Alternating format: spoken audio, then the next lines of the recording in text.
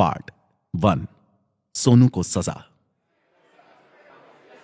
बहुचर्चित तारा हत्याकांड का फैसला सुनाते हुए लखनऊ हाईकोर्ट के जज ओंकार ठाकुर ने अपना फैसला सुनाया। सारे सबूत बयानों को सुनने के बाद कोर्ट का यह फैसला है कि तारा के संग रेप करने के बाद उसकी हत्या कामी, लोभी, छगन और सोनू ने ही की है।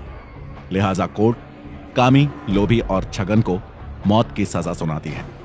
और चूंकि सोनू की उम्र वारदात के समय सिर्फ 16 साल थी और वो अभी नाबालिग है, इसलिए अदालत उसे सुधार गृह भेजने का हुक्म देती है। और यह फैसला लिखकर जज ने अपनी कलम तोड़ दी।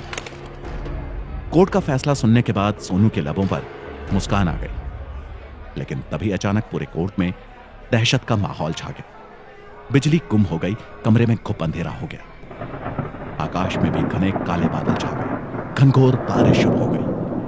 वातावरण अत्यंत डरावना हो गया। उल्लुओं के बोलने की आवाजें सुनाई देने लगी। अदालत की कुर्सियां और मेजें हिलने लगी और जज साहब का शरीर हवा में लटक गया। फिर अदालत के रोशनदान से एक भयानक डायन भूतनी का अंदर प्रवेश हुआ, जिसे देखकर अदालत में उपस्थित वकील और तमाम लोग भयभीत हो गए।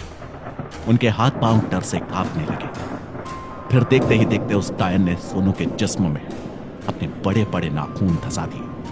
उसकी भयंकर चीख वातावरण में गूंजी।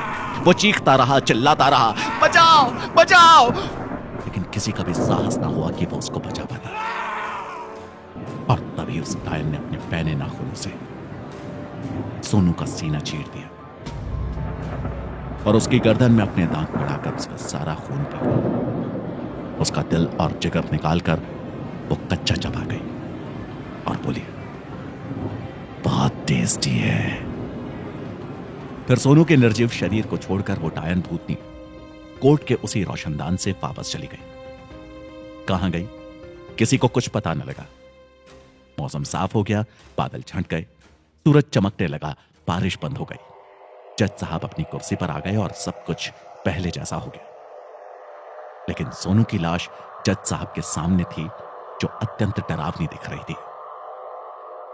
सोनू का खून जज साहब की आंखों के सामने हुआ था। एक डायन भूतनी उनके सामने सोनू का सारा रक्त निचोड़कर पी गई थी और उसके दिल और जिगर को खा गई थी।